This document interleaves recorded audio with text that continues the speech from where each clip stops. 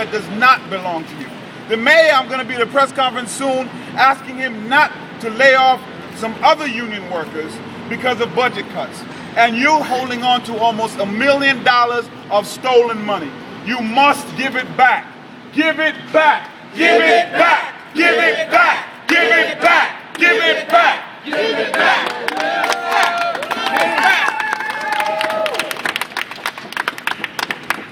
Glad I got you to be here. I want to make some acknowledgments before we hear from our next speaker. And please give a round of applause to people who are joining us in constituency groups today. The Coalition for Educational Justice is here. Let me shout out Bronx Council Member Cabrera, who's going to be holding oversight hearings on this issue. I'm glad he could be here. Let me recognize representatives from the United Federation of Teachers who are here. Class Size Matters is here today. Give it up. And a great advocate for justice and children from Brooklyn, Chris Owens, has joined us. He's been on top of this issue. I also want to acknowledge the New York City Parents Union is here today. And for members of the press, we have released a letter I have sent to Jim Durasi, the president of the New York region for Verizon. This is a very serious letter that walks you through the issue and the work that went into this. And I ask you to read this letter, and we're anxiously awaiting Verizon's response. I also want to recognize somebody who has been at the forefront of keeping the Department of Education grounded, and is somebody who sometimes when there's a stacked deck against parents, he has been the wild card that has made a great difference to parents and children in this city. My appointee to the PEP, please recognize a very good friend to all of us, Patrick Sullivan. Thank you, Borough President Stringer. I voted against the Verizon contract when it was presented by the Department of Education. I was joined by the parent representatives on the school board from Queens, the Bronx, and Brooklyn. I don't know if it's widely understood, but the contract, the $120 million contract, was part of a larger contract with the city.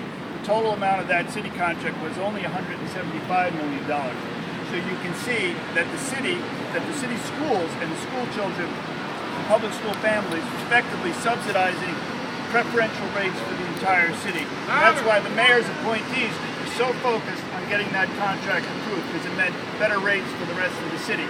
Now I'm happy as a member of the school board to have the school participate and get a better deal for all of our taxpayers, but not at the cost of the fiscal irresponsibility that was on display.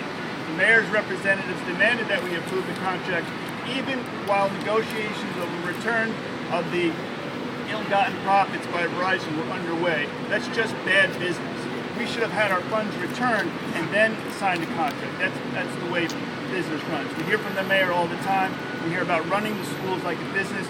We saw very little of that on display when this contract was presented. The school starts next week. As we've heard from many of the speakers today, we're seeing draconian cuts to the classrooms. We're seeing class sizes increase.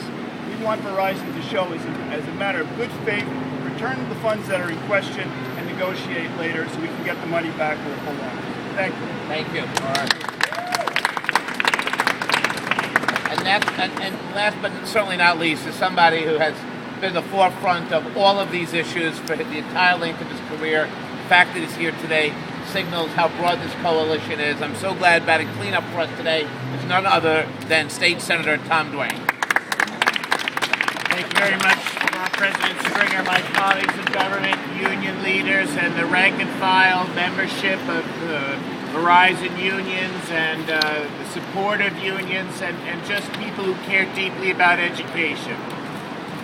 Really what we're asking for, really what we're demanding, is that Verizon be a good corporate citizen. A good corporate citizen for our city, for our state, for the entire eastern region. Let me explain what's happening here.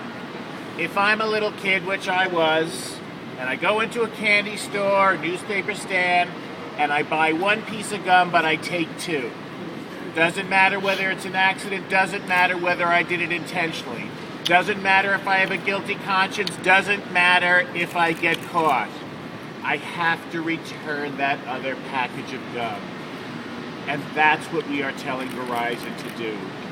$800,000 may not seem like very much money in a multi-billion-dollar education budget, but every penny counts, and even more so, the principle counts. And Verizon, to be a good corporate citizen, has to do the principled thing and must return the money. And each and every problem that we have had with Verizon is because they have stopped being a good corporate citizen. And a good corporate citizen provides good wages and good benefits and makes it so when someone has worked for your company for years and years that they do not have to worry that they will not be able to live with dignity while they're working for the company or when they retire from the company. Every New Yorker deserves to have good health care. Every New Yorker deserves to have a pension. Every New Yorker deserves to be part of the middle class and not to have to worry about how they're going to take care of their families and how they're going to take care of their future. So Verizon, two things. Just give the money back. Just give it back. It's not that much money for you, but every penny counts in the city of New York for the children who are getting an education in our public schools. And we don't want to, but if we have to, we will put these shirts back on and we will be outside every Verizon facility if you do not work with us to ensure that every Verizon employee gets to have